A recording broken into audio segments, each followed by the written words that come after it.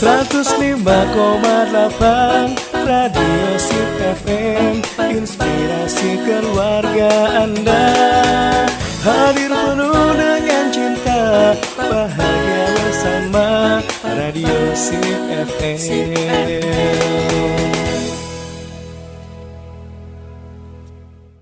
Assalamualaikum warahmatullahi wabarakatuh. 105,8 Radio Sip FM, inspirasi keluarga Anda.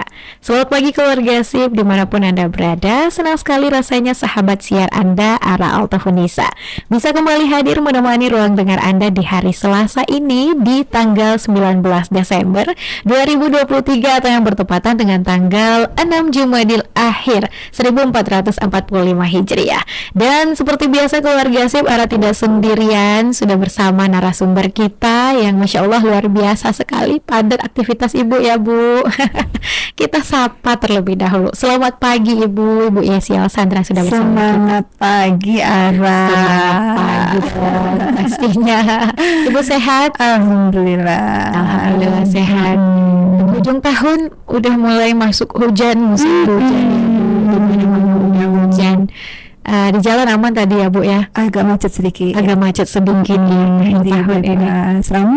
Rame. Udah libur ya Bu, udah masuk ya. Banyak yang datang kayaknya ke Padang. Iya, udah libur tahun baru jadi rame ya Bu. Agak macet sedikit. Kita udah di tanggal 19 aja nih Bu. Bentar lagi udah 2024. Gak terasa ya. Gak terasa, benar. Dan kali ini nih keluarga Sip ya, ada bakal ngobrol seru sama Ibu Yesi, seorang mompreneur yang Masya Allah kawakan insya Allah ya di bidang usaha, juga seorang pengajar tentang manajemen bisnis ya Bu. Ya nggak kaleng-kaleng lah ya insya Allah. Jadi rugi banget deh kalau teman-teman nggak nanyain atau nyuri-nyuri tips dari Ibu Yesi ya, berhubung udah akhir tahun mau 2024, resolusinya mau jadi pengusaha padahal gitu ya. Dan bahasan kita nih di pagi hari ini, memilih bisnis untuk para milenial. Karena ternyata talk show kita digemari juga oleh para milenial. Ya. Bukan hanya ibu-ibu ya, bukan hanya para mom ya. Iya, nggak mau planner aja. Tapi ini calon-calon mom loh. Calon mom, amin Bu. Banyak para milenial ya, ternyata nyeri-nyeri dengar gitu ya Bu. Ini tandanya terus berarti. Iya, amin. Semoga panjang umur nih Bu ya program kita. Jadi mungkin sekarang mendengar dulu. Iya benar. Cemplung di dunia bisnis. Iya benar, nyemplung dunia bisnis, buka usaha, salah satu resolusinya mau jadi pengusaha. Oke Bu, pagi hari ini memulai bincang seru kita seputar memilihkan usaha untuk para milenial ini. Seberapa besar sih Bu sebenarnya potensi seorang milenial itu untuk menjadi pengusaha? Oke, baik. Assalamualaikum warahmatullahi wabarakatuh. Waalaikumsalam semuanya dimanapun teman-teman berada, dan juga ini tadi para milenial. Ya, terima kasih sudah mendengarkan mompreneur ya, dan juga mudah-mudahan menjadi inspirasi buat para milenial. Amin. Tapi sekarang ada yang lagi loh Ara, generasi Z namanya. Iya Z ya. Berarti ini udah lebih baru lagi dari milenial ya. Rentang usianya lebih muda lagi kayaknya ini belasan kali ya. Z ini ya, subhanallah, dunia terus berubah, dan yang tidak berubah itu hanya perubahan itu sendiri. Iya. Tapi ada satu quote yang sangat bagus ya, perubahan tidak mesti berbaiki sesuatu, tapi untuk menjadi baik kita mesti berubah keluarga Sip ya. Jadi artinya kita mesti mengubah mindset kita ya, dari mungkin orang gajian, atau mungkin dari yang biasa menerima, yang mungkin kita ubah mindset kita sekarang bagaimana kita bisa memberi, lebih banyak memberi, dan kita juga mungkin mindsetnya bagaimana kita bisa menciptakan lapangan pekerjaan. Betul ya sekali. Kan? Nah, materi kita ini sangat menarik sekali karena memang saat ini jumlah yang banyak itu adalah generasi Z dan generasi milenial. Itu yang disebut sebagai Indonesia ini kelebihan demografi ya, bonus demografi. Salah satunya adalah banyaknya anak muda di Indonesia. Ya, kebalikan dengan di Jepang misalnya ya, diambil contoh Jepang karena pernah tinggal dulu kan gitu ya. di situ justru sebaliknya. Ya, yang banyak tuh orang tua gitu. Kalau dilihat seperti piramida itu piramida terbalik. Ya, kalau piramida kan yang lebarnya di bawah ya. Ini yang apa namanya, yang di bawah itu ada anak muda gitu. Nah, kalau mereka justru sebaliknya, yang lancip yang di bawah. Nah, berarti yang sedikit gitu jumlah anak mudanya. Nah, ini sebuah kekuatan bagi kita. Nah, untuk bagaimana anak muda ini nanti jangan sampai hanya menjadi penonton di negeri sendiri. Ya kan, anak-anak muda ya, dan juga generasi Z ini jangan hanya menjadi penonton di negerinya sendiri. Yang paling mudah itu memang adalah kalau kita mau cari duit itu memang berwirausaha. Yang paling mudah. Kenapa? Karena kan syarat dan ketentuan nggak ada. Ya, seperti yang kita omongin yang sebelumnya, syarat dan ketentuan nggak ada. Dan juga anak muda itu identik arah dengan teknologi. Benar nggak? Ada teknologi sekali. Teknologi. Makanya salah satu bisnis sesuai dengan tema kita, bisnis yang paling cocok untuk milenial itu saat ini adalah bisnis startup. Ya, karena bisnis startup adalah bisnis yang sangat dekat dengan teknologi, dengan digital, dengan internet, ya kan ya. Dan apa saja bisa sekarang di startupkan, ya, apa saja bisa di startupkan oleh mereka yang mau terjun di bisnis ini. Nah, kemudian bisnis startup itu seperti apa sih misalnya, gitu kan ya? Tadi kan ciri khasnya bisnis startup itu adalah bisnis yang berhubungan dengan teknologi atau internet kan ya, digital ya, digital gitu kan ya. Nah, contohnya adalah kita definisikan dulu ya, startup itu apa sih? Bisnis yang sedang dirintis, ya, bisnis yang sedang dirintis yang dekat dengan teknologi, yang dekat dengan inovasi. Nah, itu disebut dengan bisnis startup. Dan biasanya penggunaan pelaksanaan operasional bisnisnya itu seringnya ya, sebagian besarnya itu adalah menggunakan teknologi. Ya, contohnya adalah bisnisnya sederhana dan banyak dulu di pinggir jalan, yaitu bisnis jualan tiket. Kan dulu banyak ya di pinggir jalan tiket apa namanya istilahnya tuh, travel calo apa sih Bu? Itu ya pokoknya nanti ada ini gitu, kita belinya ke dia gitu dulu kan ya, kita datang langsung ke situ atau kita by phone mungkin ya, nanyain gitu, mau beli tiket dong. Itu saya pernah masih sering dulu ya, waktu di bawah tahun 2015-an masih rame ya Bu, seperti itu gitu. Kita dan banyak di pinggir jalan, kita mau pilih yang mana aja. Nah, kemudian ya kita pesan tiket di situ gitu kan ya, kemudian dia kasih kita print outan gitu ya, kasih nomor tiket gitu kan, kita bayar ke mereka. Kita nggak bisa langsung beli ke kliennya, kita nggak bisa, kecuali kalau kita mungkin ke bandara, kalau kita ke bandara. Nah, sekarang kan beli tiket itu bisa menggunakan aplikasi, ya kan, beli aplikasi, dan sekarang banyak diikutin oleh pengikutnya gitu. Contohnya kalau yang pertama itu adalah Traveloka, ya kan, jadi beli tiket di situ sekarang macam-macam, ada tiket.com, ya kan. Banyak ya Bu aplikasinya yang bisa diunduh tiket, dan kita bebas juga mau memilih mau tanggal kapan, mau pesawat apa, ya kan, mau harganya yang paling murah, mau transit di mana misalnya. Nah, contohnya seperti itu yang dekat dengan teknologi. Tidak saja itu ya, tidak saja jualan tiket, ya kan. Kita dulu saya pernah ngalamin soalnya, saya pernah menjadi pelakunya, ngajar les. Ya, saya ngajar ngajar bimbel waktu saya kuliah di Bandung dulu, karena untuk mencari cuan, karena mindsetnya kan pokoknya gimana cara ngasilin duit gitu ya Bu, di mana saja kita berada gitu kan ya, ya kita mesti menghasilkan duit kan. Itu mindset yang mesti dibangun, ya itu mindset saya dulu ya. Sekarang pun masih begitu, walaupun udah ngajar tetap aja cuan itu masih masuk gitu ya. Harus gitu. Teman-teman yang mendengarkan ini juga gitu, mesti gitu walaupun suami kita mungkin udah mapan gitu ya, atau kita mungkin sedang dalam posisi apa gitu ya, tetap usahakan kita tuh punya penghasilan tambahan di luar yang ada kan. Itu mindset yang mesti ada dalam pikiran kita. Nah, waktu itu saya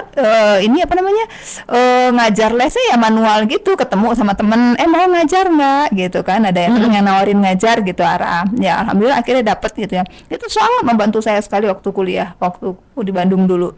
Nah, sekarang untuk ngajar-ngajar seperti itu, kalau dulu kan ada bimbel ya, bimbel itu ada kayak kalau di Padang dulu yang ramai sekali tuh ya, saya ingat banget tuh Lia ya.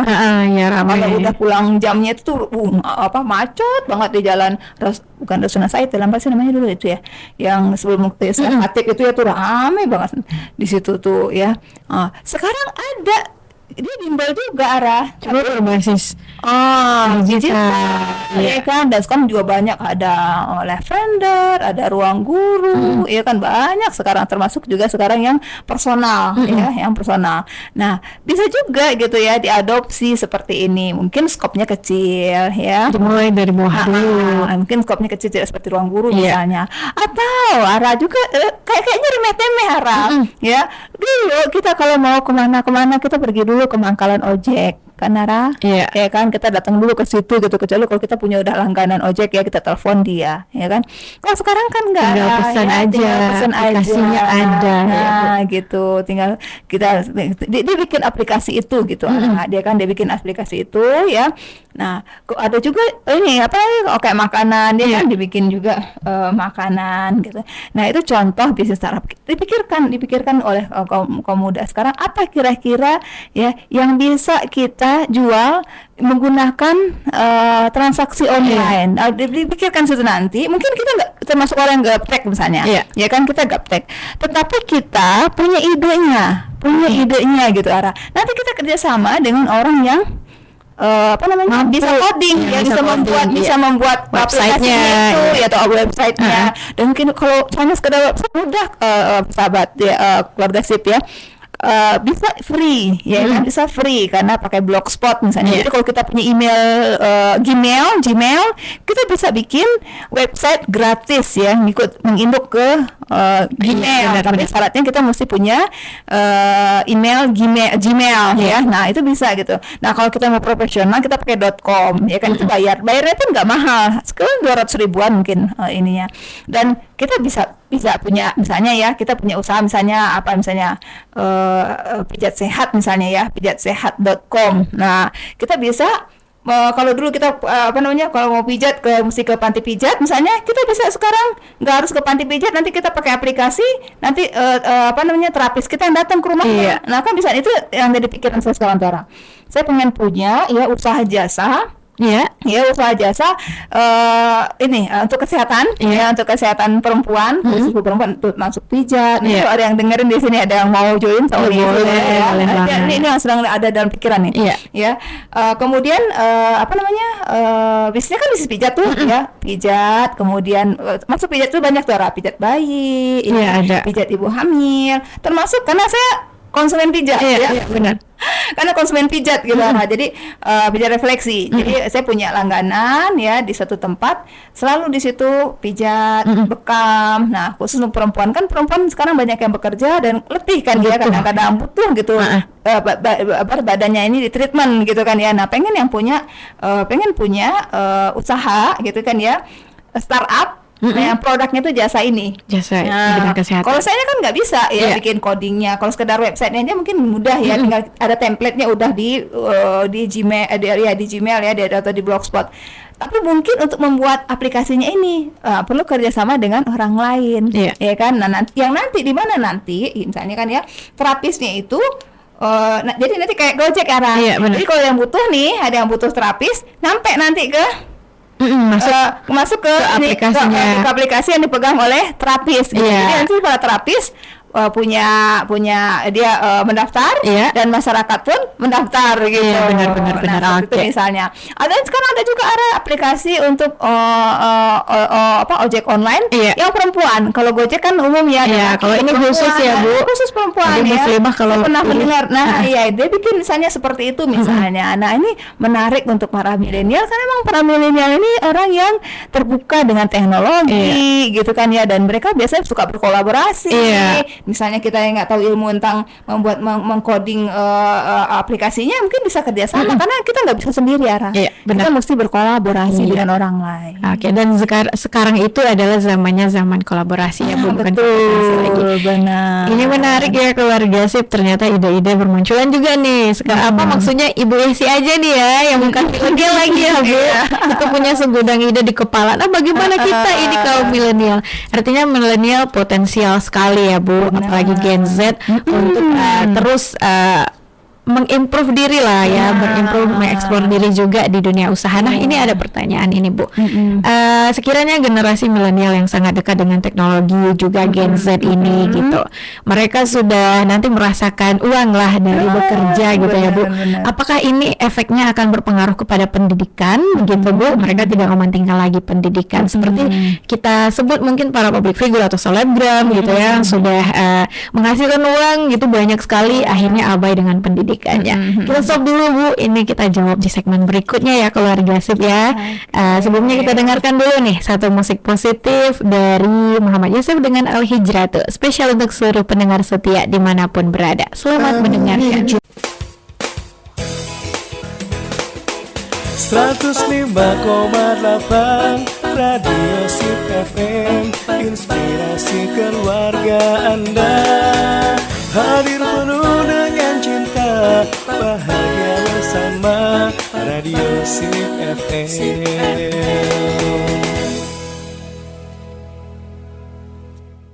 105,8 Radio Sip FM, inspirasi keluarga Anda.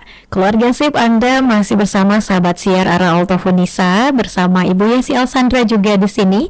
Dan kita tadi sudah bahas ya bagaimana potensialnya dan sangat besar sekali peluang bagi milenial juga Gen Z ternyata untuk memulai usaha di dunia digital ya, karena memang generasi ini sangat dekat sekali dengan digital. Nah, ada pertanyaan ini, anak-anak ini Bu, atau orang-orang generasi milenial ini, Gen Z ini yang sangat dekat dengan teknologi, dengan sosial media, kemudian mendapatkan income dari sana, ada beberapa ternyata yang abai dengan pendidikannya. Nah, ini bagaimana ini menurut Ibu Bu? Mohon dijelaskan ini Bu. Oke, ya. Jadi memang lebih penting ya. Iya, benar.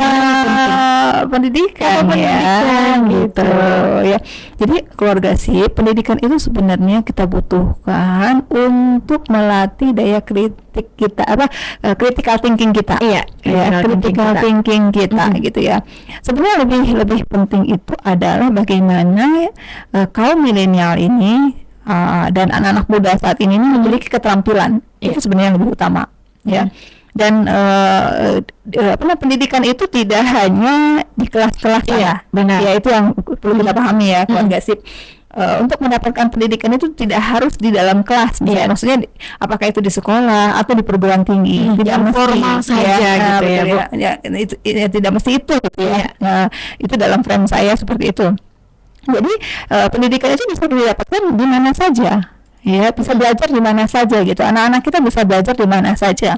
Ya, yang terpenting itu mereka memiliki skill, memiliki keterampilan, ya. Bukan yang lebih penting itu memiliki ijazah. Oke. Nah, itu yang perlu diperhatikan ya. Kalau memiliki keduanya itu akan lebih bagus, lebih baik lagi. Ya, akan lebih baik lagi gitu ya. Kenapa? Karena saat ini orang memang masih melihat ijazah itu penting sebagai legal formal.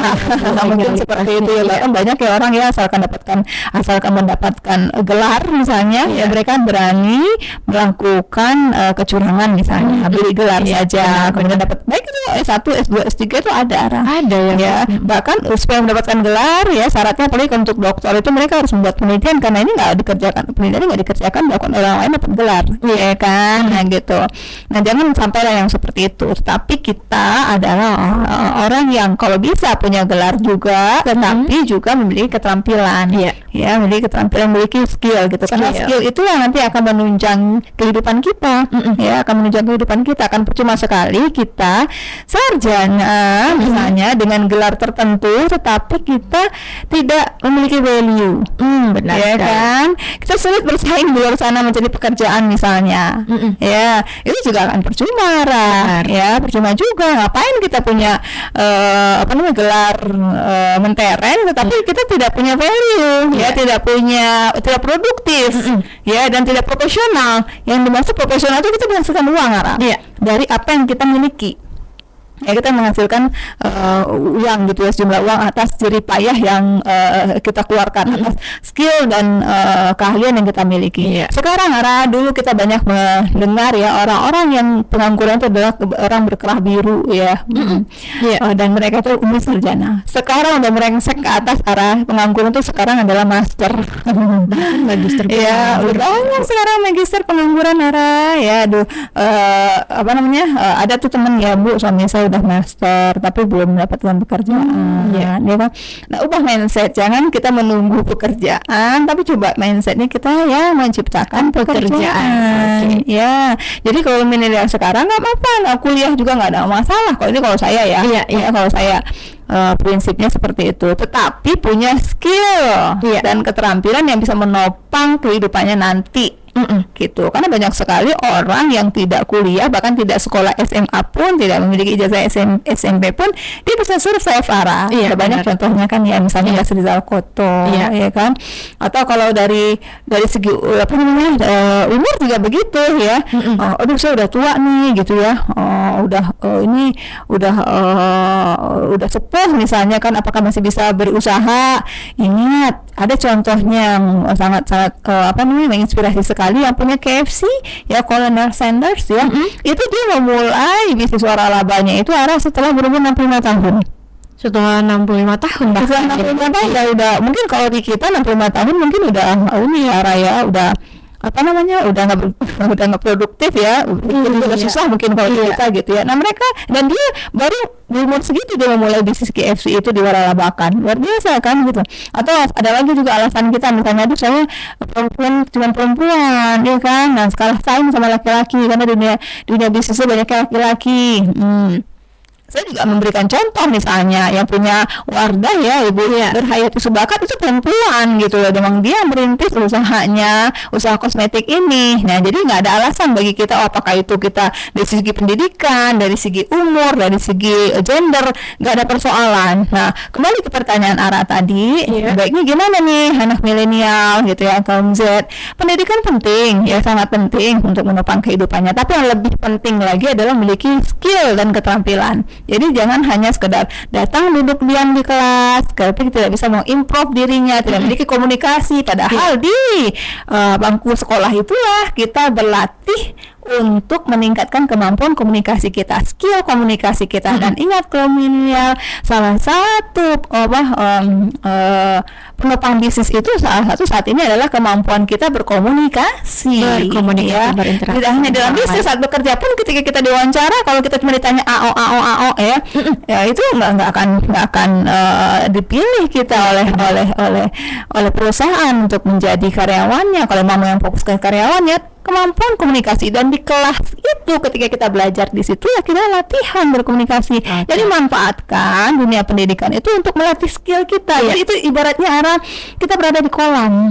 Ya, jadi kita kuliah sekolah itu kita berada di kolam dan kita latihan di kolam itu gitu. Ya, kita latihan di situ, ambil ilmunya banyak-banyak. Bisa jadi nanti kita nggak ketemu loh dengan mata kuliah yang kita pelajari dulu dengan pelajaran kita pelajari dulu. Banyak contohnya. Contoh sekarang nih ya. Kalau saya tanya nih nih, berapa coba ukuran lapangan bola voli? Nggak keinget lagi, Bu. Udah lama kan, nggak pakai kan ilmunya sama kita kan. Atau coba saya tanya misalnya, isi perjanjian Linggarjati apa? Nggak ingat lagi. Nggak kepake, nggak saya kuliah, saya kerja nih nggak kepake itu ilmu ya kan. Tetapi itu adalah proses ya yang mesti kita lalui untuk melatih critical thinking kita, komunikasi juga, melatih komunikasi kita, melatih bagaimana kita dengan bisa jadi juga melatih kita teamwork di kelas, ya kan, kita belajar dengan, atau juga kita melatih empati kita dengan teman kita, termasuk melatih emosi kita, ya, karena misalnya bisa jadi kita guru kita atau dosen kita killer misalnya, atau kita misalnya disuruh nunggu ketika bimbingan harus nunggu, ya, kita kan bagaimana kita melatih emosi kita, ya, melatih kedewasaan, melatih cara berpikir kita. Itu sebenarnya yang kita dapatkan ketika kuliah. Ingat, sekolah dan kuliah itu tidak jaminan membuat kita dapat pekerjaan, dan tidak ada jaminan menjadikan kita orang sukses.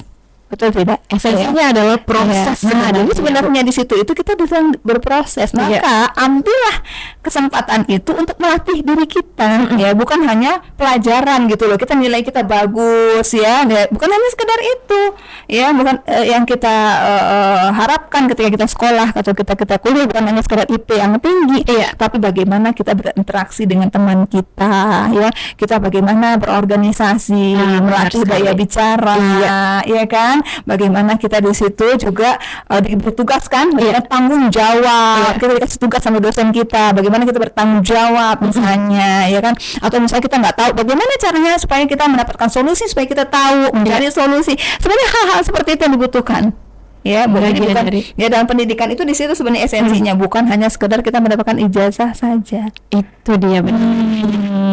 Milenial, jadi kuliah tetap gitu kan, ya, harus, ya, kuliah tetap, tapi pendidikan itu sebagai itu kita laboratorium kita gitu loh, untuk melatih kita, ya, dijadikan itu sebagai tempat bagi kita untuk melatih mental kita, ya kan, kemudian kita bagaimana dengan teman, ya kan, ya, dibanding kita misalnya ada juga kan ya orang yang fokus studi, fokus belajar saja gitu, ya, tapi nggak ikut organisasi misalnya. Nah, bagaimana nanti ketika dia berhadapan dengan orang lain nggak terlatih gitu mentalnya di lapangan. Dan kebanyakan ini milenial ini, karena kebetulan kan saya hampir setiap hari bertemu dengan kaum milenial. Ini banyak ini, ya, mohon maaf sekali. Kadang-kadang saya suka kasihan gitu, ya, datang ke kampus misalnya, ya, atau sekolah gitu, dandanannya bagus-bagus, mentereng, ya, mentereng gitu kan, ya. Tapi mohon maaf gitu, ya, ternyata kuliah masih nunggak. Ini kok nggak sejalan gitu, penampilan dengan kenyataan. Ironi, ya, atau misalnya kan, ya, ketika kita disuruh gitu, ya, ayo silakan siapa yang ingin menanggapi, pada diam semuanya, berani ngomong, ya kan, padahal sebenarnya di sini laboratorium kita melatih kita bicara, karena kalau nggak dilatih sekarang, terus kemudian tiba-tiba kita terjun ke masyarakat, gagal, ya, tapi nggak nanti pembicaranya itu nggak lancar, gitu, dan yang keluar pun mungkin asbun jadinya nanti, gitu. Nah, coba ketika misalnya dosen kasih kesempatan kita untuk bicara sebanyak-banyaknya. Ingat sekali lagi, salah benar itu bukan itu yang terpenting, tapi kan prosesnya, bagaimana kita berbicara. Sama kayak misalnya kan ada yang nanya gitu, sih kok kayaknya nggak berhenti itu ngomong. Itu bukan karena sekarang, proses. Pertama ngomong juga gemeteran, bener, ya, gemeteran, tangan tuh basah gitu, jantung tuh mau copot, udah baca kursus juga masih mau copot tuh jantungnya, dan itu berproses bertahun-tahun gitu. Termasuk juga kalau ada yang nanyain, sih kok mau ini ya, penuhnya bisnis juga ya, kan memang dari kecil sudah mengikuti prosesnya. Nah, maka keluarga SIP, para milenial, jalani prosesnya, jangan malu, mulai aja dulu dari yang kecil-kecil, ya kan, mulai dari yang kecil-kecil, mulai dari yang bisa dulu aja, yang dikuasai, yang hobinya, ya kan, apa gitu. Terus kalau bisa juga mulai aja dari yang murah-murah dulu, yang kecil-kecil. Nih kalau saya mulai dari yang murah-murah, bisnis kuliner, ya kan, modalnya murah juga, selain mudah, murah juga. Dan sekarang Masya Allah, ilmu kulinernya itu bisa kita duplikasi, banyak sekali resep bertebaran di muka bumi, diretuk ulang nih, gitu. Dan karena ingat kan, ya, kita tuh ada rezekinya, makanya nih kita tuh nggak pernah takut membagikan resep di Kobana Bakery itu, karena udah diajarin juga, tapi nggak bisa, gitu. Maksudnya nggak bisa kalau nggak dipraktekin lagi, ya. Dan kalau dia tidak berimprovisasi, berimprovisasi sendiri gitu loh, ya. Nah, itu keluarga SIP yang mesti kita perhatikan, para kaum milenial. Aduh, kalian ini, ya, karena teknologi itu mahal, benar, teknologi itu mahal, berarti artinya itu apa? Dan kita sekarang bergelut di teknologi, berarti hidup sekarang ini mahal. Benar nggak? Karena hidup ini mahal, ya. Kita jangan menampung aja kepada orang tua, ya, jangan menampung aja kepada orang tua, jangan mengandalkan orang tua, gitu. Coba pikirkan gimana caranya, gitu, ya, kita punya duit, gimana caranya kita tuh menghasilkan uang jajan tambahan. Ya, misalnya punya uang jajan tambahan gitu, pikirkan gimana caranya gitu, manfaatkan teknologi, manfaatkan handphone kita ini, jangan kita hanya sekedar main game, ya kan, scroll sosial media, scroll, coba jangan jadikan kita ini objeknya aja, mereka jadikan sebagai lahan cuan orang di luar sana, tapi coba kita menjadi subjek, kita bikin gitu apa kayak gitu, apalagi sekarang kan jualan itu bisa di mana saja. Iya, benar sekali. Nggak harus diriin toko dulu ya Bu, karena toko kita online bisa keluarga sih. Ini luar biasa sekali ya. Ara juga dapat pelajaran baru ini keluarga sip ya, bahwa ternyata nih yang tanya tadi nih, apakah penting kuliah karena esensinya adalah proses sebenarnya. Iya, dan itu kita sedang diproses, dibentuk, sedang dibentuk. Nah, disitulah dibentuknya. Iya. Jadi dengan cuma kuliah, misalnya kita anak kedokteran, misalnya dia belajar dokter, atau dia anak manajemen, atau misalnya arahnya dari UIN, belajar agama aja kan ya juga. Iya. Tapi dibantu. Dan yang menarik tadi ya keluarga sip, teman-teman semuanya, Bu Yesi bilang hasil beliau yang sekarang ini itu jauh hari dibentuk. Dan orang bijak ada bilang Bu, bahwa ternyata bunga yang mekar hari ini itu tidak ditanam kemarin sore. Nah, itu dia, benar. Dan ini ada proses ya. Ada masuk kupu-kupu yang cantik juga, ya benar. Kupu-kupu yang cantik juga berproses semuanya. Dan bentuk dari proses nih ya, semua pendengar setia kita boleh banget join bareng kita di live Instagram SIP FM, atau tinggalkan komentar terbaik Anda di postingan terbaru kita. Ada paket roti Ikebana Bakery dari Ibu Yesi spesial untuk Anda. Dan keluarga sih, masih ada satu segmen terakhir ini ya, ada bakal bincang seru lagi bersama Ibu. Sebelumnya kita ke satu musik positif. Selamat mendengarkan semuanya. 105,8 Radio SIP FM, inspirasi keluarga Anda. Hadir penuh dengan cinta, bahagia bersama Radio SIP FM.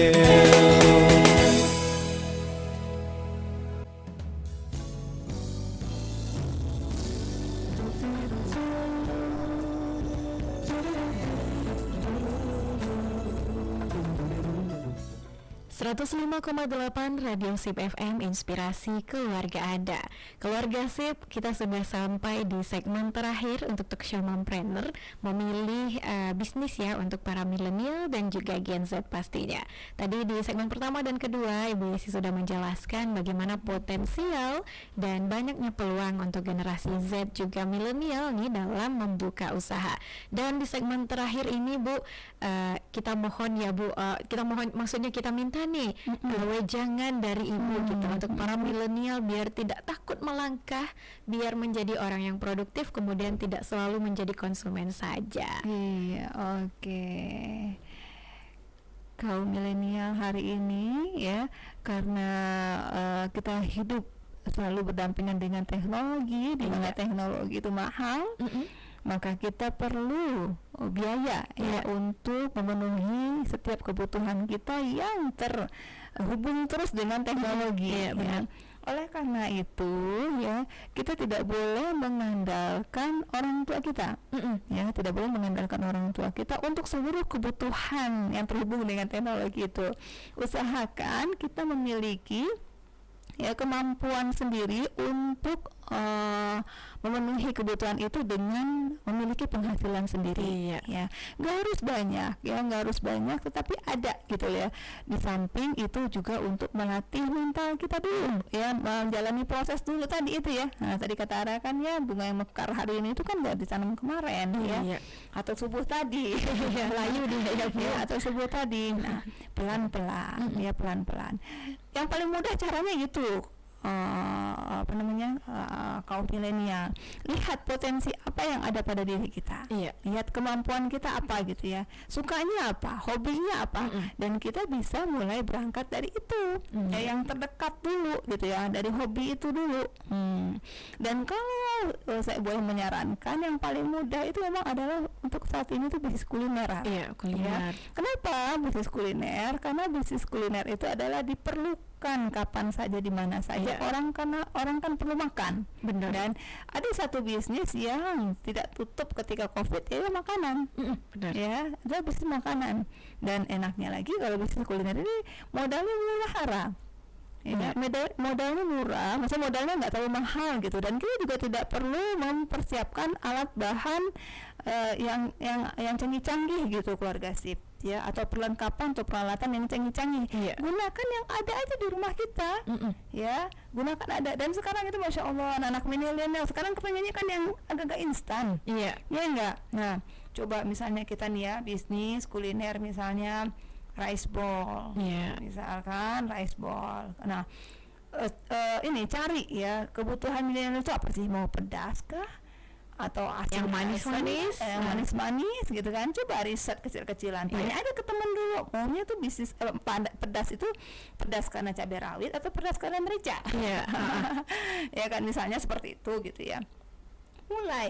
Mulai action. Ya, sekaya apapun orang tua kita, ya sekaya apapun orang tua kita akan lebih nikmat kalau kita nggak minta ke mereka. Benar banget itu, Bu.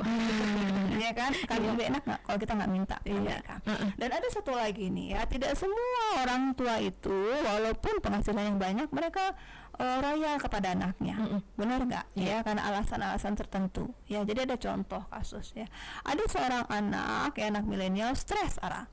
Ya, stres kenapa? Ya karena pertama tidak mendapatkan kasih sayang dari orang tuanya, katanya orang tuanya sibuk. Ya kan, orang tuanya sibuk. Ini apa ya? Kata orang tua, sibuk kenapa sih? Kalau kita tanya ke orang tua, sibuk kenapa sih orang tua?